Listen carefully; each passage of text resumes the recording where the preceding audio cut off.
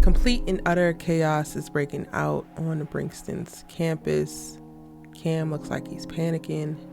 Keisha and Nate are brought together in an elevator. And Simone is trying to figure out what's going on. What's good, y'all? It's your good sis Erica Vane coming to you right here on Erica Vane TV with another All-American Homecoming video.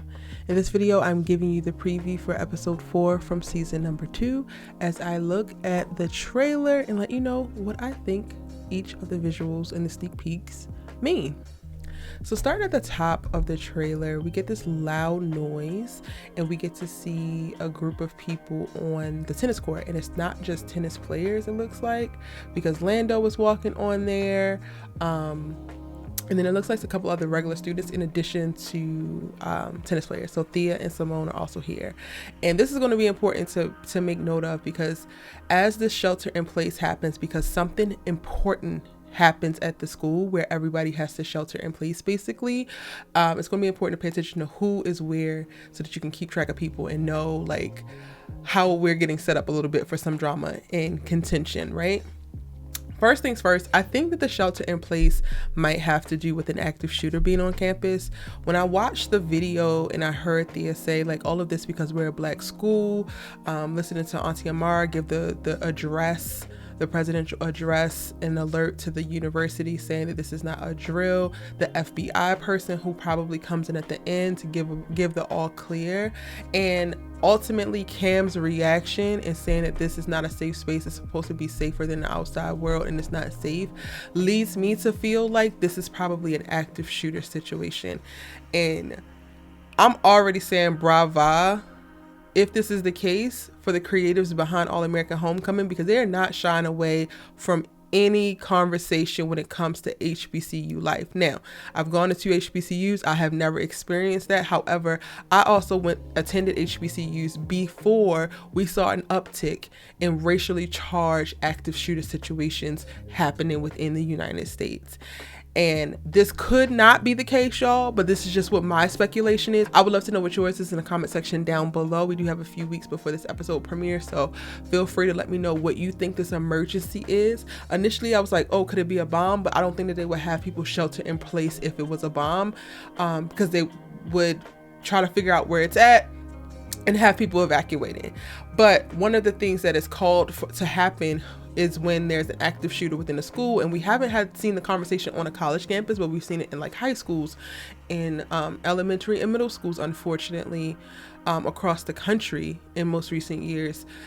One of the things that they tell you to do is to shelter in place, to try to barricade yourself into classrooms. If you're not in a place where the shooter is, then try to hide, try to get out of clear visibility and wait it out. So I think that everybody is sheltering in place as they think, or a call has come in that there's an active shooter loose on the campus, and that's what's going to restrict everybody to the spaces that they're in.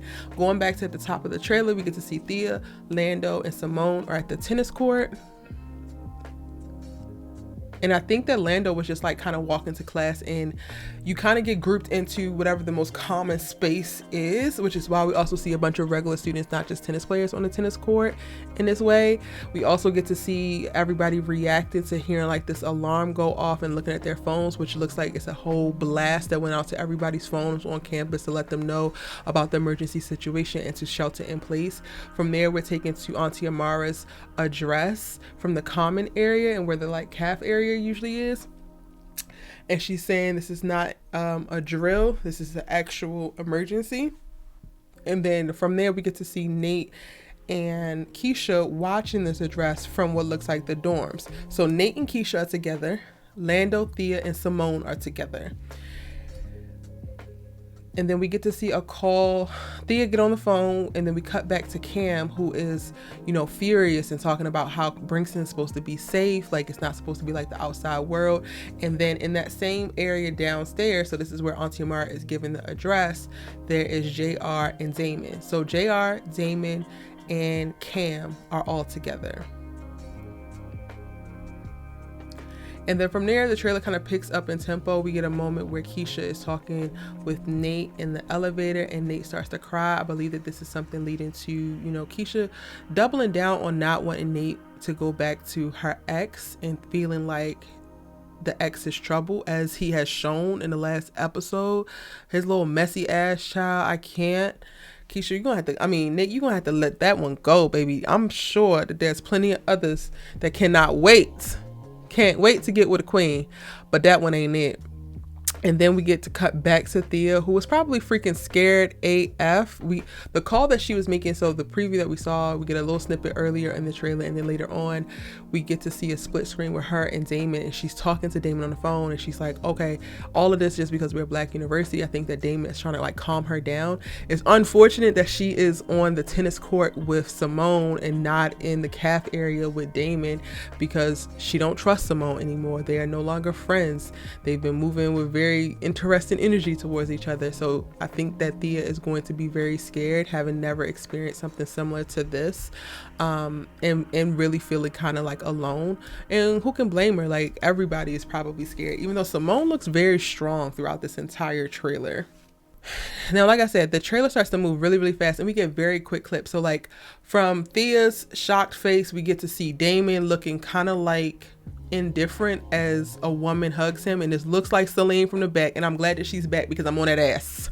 I'm on that ass, mama. Don't be trying to hug up on him now. Let him go. Did he say that you could touch him? I don't think that he did. So back it up, back it up, back it up, back it up. Ho, back it up. It's smoke for you and Jesse Raymond Sr., because both of y'all are grown-ass menaces, if you ask me. Then it's a cut to the FBI person, and then Lando, who is like looking at somebody within their room. And maybe Lando is like the Rock on the tennis court, right? I think that ultimately we're going to see some kind of groundwork being laid for the friendship, whatever ship happening with Lando and Simone. And don't get it twisted, I am not shipping them together. However, I am reading the damn room and seeing what they're actually showing us. The way that they position Simone and her boobies in the last episode, and she didn't want to be inviting him to family dinner. I'm like, oh great, the writers then got an idea. So now here we are. But he's back at the room and talking to somebody. For whatever reason, I just feel like he might be at Simone's room. But we really don't get to see many moments of Simone looking like she looks concerned, but she doesn't look scared. And in the synopsis, it says that Simone struggles with being able to participate in baby Shay's first day of daycare only virtually, but when chaos ensues on campus, she finds comfort from someone unexpected. So again, I think that unexpected person who comforts her is going to be Lando, and maybe she's going to reveal that she has a baby to Lando. It's really heartbreaking watching Cam in the trailer, because when you hear him say like this is supposed to be a safe place, and knowing that he's coming from Crenshaw, and like if this is a like active shooter situation, I 120% understand what he's saying and feel him. He thought that he completely made it out the hood. He thought that he had like escaped that life where you were dodging bullets, and like it just is not safe. And for this to come to his front door, his new home that he has like gladly accepted and has been fighting for, literally stood up to his father for, I can only imagine what this is doing to his mind in this episode. And I cannot wait to see the performance that Mitchell gives for this emotional moment for Cam. Now, in the synopsis, it says that JR revisits a painful past, or a time in the past, forcing him to figure out what he wants for his future. I'm not really sure what that is going to be, because we saw in the last episode he got the closure that, well, not necessarily that he wanted, because it was closure for her, which I'm so happy for sis. He was going to try to turn it into a new beginning, but he got closure with his ex and was accountable and apologized for like kind of leaving her hanging when she was sexually assaulted. So there's nothing there. He's already made peace with Damon. It seems like he's made peace with his parents. So I'm not really sure what this could be from the past. This could be some new information, which I'm not mad at. I could totally get down with seeing. And the synopsis also says that Damon comes to a decision about his birth parents, which helps him make a surprising revelation. And I just think that he's going to decide to like give them a chance. And I'm like, okay, of course we have to get here, but I don't know. I feel like it's kind of given too quick. Like we still got a little bit of smoke that we can get at both of them, if you ask me. But that's just me. And y'all, that is my breakdown of the trailer, my preview for episode number 4 from season 2 of All American Homecoming. One thing for sure, two things for certain, All American Homecoming don't miss, and they're coming with very innovative conversations by way of their storytelling. The character development is solid for so many characters. Like, they're just doing a damn thing, and I'm so excited for what they're doing each week this season, as I was last season. Keep up the phenomenal work, all y'all amazing folks in front of and behind the screens. Let me know what your thoughts are, and your thoughts, theories, and predictions for episode 4 in the comment section down below. If you're new here, go ahead and hit that subscribe button so that you don't miss out on any of my All-American Homecoming content. Go ahead and click that like button if you like the video, so that YouTube can push this video out to more people and we can help the channel and the community grow. That would be a perfect way for you to support your good sis you love to talk TV with. All right, I'm gonna see you in the next one.